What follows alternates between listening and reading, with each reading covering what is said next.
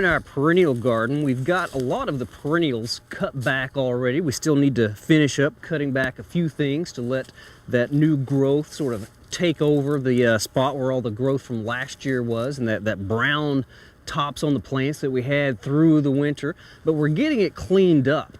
We also have a plant here in our perennial garden that, you look at it right now, it doesn't really look like it fits. It's this tall thing right here, so it looks like a shrub. Well, this is a sambucus or an elderberry. It's one of the gold-leaved varieties, has those beautiful gold leaves, especially colorful in the springtime. And it's not really in scale with the rest of the garden right now. So we're getting ready to do something to this plant that we do every spring to make it more in scale with the other plants in this garden, in scale with more of the perennials and things like that. We're going to coppice prune this elderberry, this golden elderberry. And by coppice pruning, we're going to go in and we're going to cut things back to where they're less than a foot tall. We're going to cut all of these stems off almost at ground level, but give them just a little bit of room there at the base. And I've got a little pruning saw here, and I'm just going to go in, and you don't really have to think about where you cut these as much, but we're just going to start sawing all of these stems off here, not too far from ground level.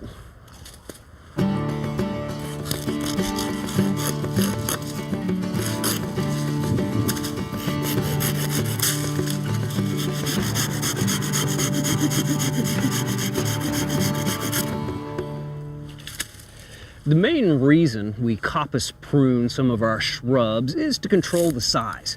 We just maintain a more compact, just a smaller plant in the garden. Again, more in scale with the perennials that we have here. Now, if we were to just leave this growth on this plant this year, you can see that there's some buds up here starting to break right now. We would have had just a really unattractive, tall, gangly plant in this area. But cutting it back, we get just a flush of new, vibrant growth from the lower parts of the plant, and it's much smaller. Whenever you coppice prune a plant, there are changes that take place, whereas sometimes the color is a little more intense on plants that are maybe variegated, or they have purple foliage or gold foliage like this golden elderberry. It'll just make that color a little bit more vibrant, just a little bit more intense in the garden. And sometimes it'll make the leaves of some of these plants a little bit larger.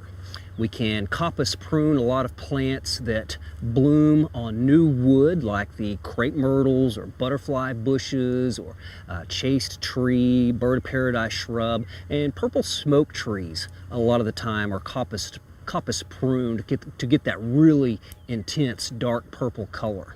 Well, I'm just going to keep cutting on these. And with the sambucus here, it doesn't really produce a really thick, heavy wood, so it's pretty easy to cut through, especially when you have a really sharp new saw like I've got right here. It just really makes light work of these branches. Now, the time of the year that you want to do your coppice pruning is sort of late winter, early spring. You want to wait until the coldest weather has passed, hopefully, of the winter time, but you also want to do it before the plant breaks bud or starts to leaf out. If you look right here, you can see there's already a little bit of green. The plants are just starting to leaf out, but this way we cut them back before that flush of growth, that energy that's put forth to produce those leaves comes about, and we get all that energy to be put to good use, making new branches down in here. So we've got it coppice pruned, and it won't be too much longer before this area is just filled with young golden leafy shoots of this golden elderberry.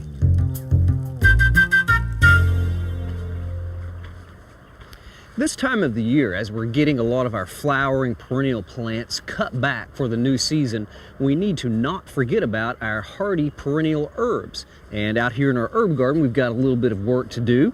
I'm going to cut back this germander plant. And you can see all the growth from last year, and the plant is a somewhat evergreen perennial, somewhat sub-shrubby plant. But down inside there, down inside the canopy of the plant, you can see all these new little shoots coming out. So we're just going to cut back this germander to about 4 or 5 inches from the ground.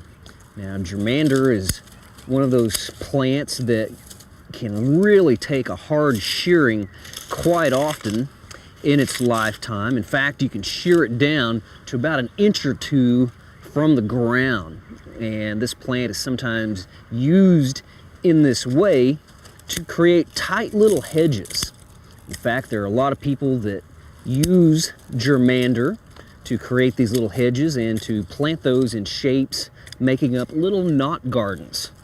Knot gardens were used a lot in Europe in medieval times and other times, but there's sort of an art of knot gardening that is very popular and has sort of a following.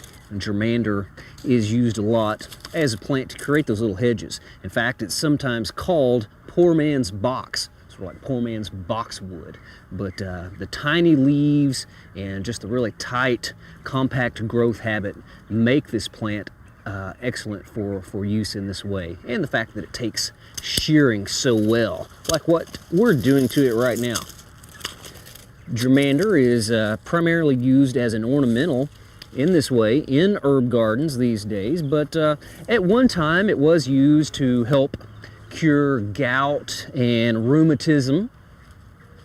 Today it is occasionally used for treatment of gum disease. It is in the mint family, so it has a little bit of a fragrance, so occasionally it is harvested and dried and enjoyed for its fragrance. It has a small pale pink flower in the summertime, but if we cut it back, we don't see those a lot in the garden.